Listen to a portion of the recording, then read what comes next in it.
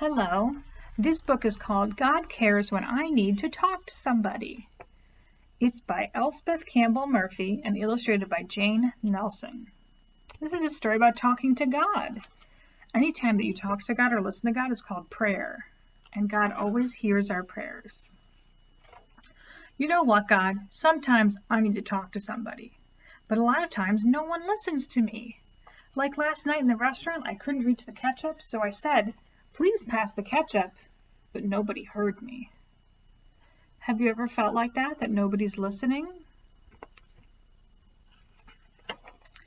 I said 10,000 times, but still no one heard me. So finally I yelled, "Please pass the ketchup."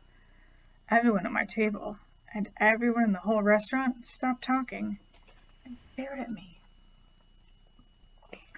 He got so frustrated that nobody was listening, he yelled. Has that ever happened to you? Sometimes it's hard to get people's attention, God, but that's one thing I like about talking to you. You hear every word I say. Look, he's trying to get this man to pay attention to him.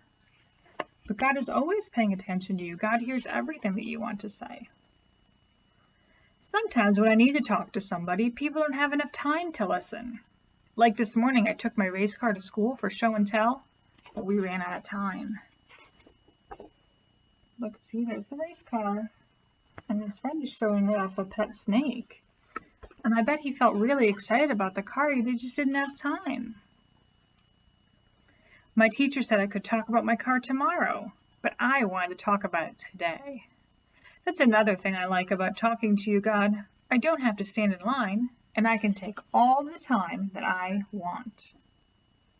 God always wants to talk to you. You never have to wait. I can tell you all about the important stuff, like the time that my mom went to the hospital and I was so scared. He's remembering that. There he is. Has that ever happened to you? It's okay to feel scared and to tell God about it. I can tell you about small stuff too, like the weird fuzzy brown caterpillar I found on the way home from school.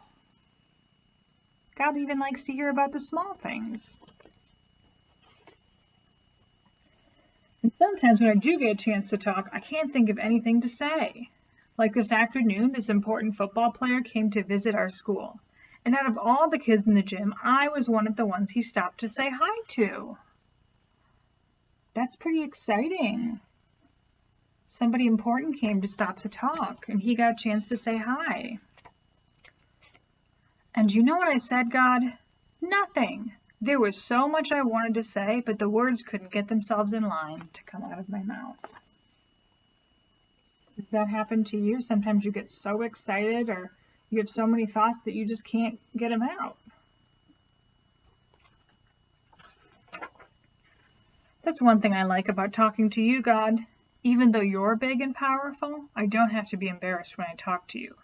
My words might get all tangled up, but you always understand what I mean.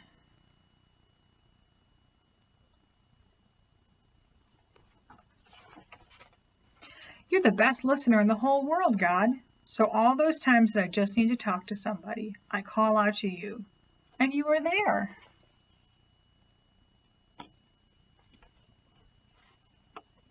And this book has a nice thing. It's called a Bible verse, and it's a little piece from the Bible. It says, "I love the Lord, for he has heard my voice. He heard my cry for mercy.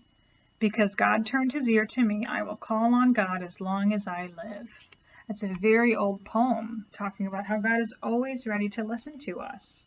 Always, no matter what. Even if it's about something you don't feel good about or if you did something wrong, God always wants to hear. I hope you enjoyed reading this. I'll see you later.